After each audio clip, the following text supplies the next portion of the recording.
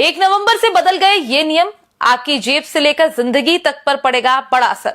जी हाँ, त्योहारों का महीना अक्टूबर अब बीत चुका है और नवंबर महीना शुरू हो गया है। इसलिए आपको पता होना चाहिए कि देश में नवंबर महीने से क्या बदलने जा रहा है।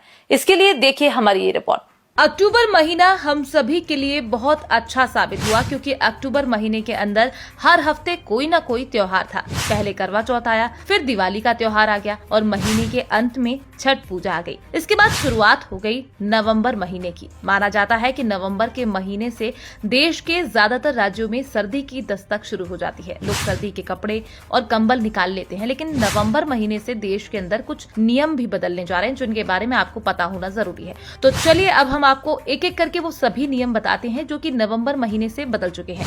इसमें सबसे पहला नियम ये है कि अब आप बैंक में 4 नॉमिनी बना सकते हैं। यानी अब अगर आपका बैंक खाता है तो आप उसमें अपनी इच्छा के हिसाब से 4 नॉमिनी बना सकते हो। साथ ही ये भी तय कर सकते हो कि अगर आप कल के दिन ना रहें तो किसको आपके पैसे का कितना हिस्सा दिया जाए, क्योंकि अभी तक एक नॉमिनी होने के चलते कई बार विवाद पैदा हो जाता था। जैसा कि आपकी माँ और पत्नी हैं तो आप बैंक को बता सकते हो कि आपके जाने के बाद आपका आधा पैसा आपकी माँ को दे दिया जाए और आधा पैसा आपकी पत्नी को। जबकि अगर हम दूसरे नियम की बात करें तो दूसरा बदलाव गैस सिलेंडर की कीमतों और पेट्रोल डीजल से जुड़ा है। हर महीने ये कंपनियां एक बैठक करती हैं, जिसके बाद इनकी कीमतों में कुछ बदलाव किया जाता है। इसलिए हो सकता है कि नवंबर महीने में आपके घर आने वाले सिलेंडर के दाम बढ़ या घट जाए। इसके अलावा अगर आप SBI बैंक का क्रेडिट कार्ड प्रयोग करते हो तो उसके चार्जेस में भी बैंक ने कुछ बदलाव किया है। इसलिए एक बार आप बैंक में जाकर जरूर पता कर लें कि आपके कार्ड पर क्या बदलाव किया गया है। इसके अलावा एक राहत भरी खबर है कि क्योंकि ट्राई ने सभी टेलीकॉम कंपनियों को आदेश दिया है कि लोगों को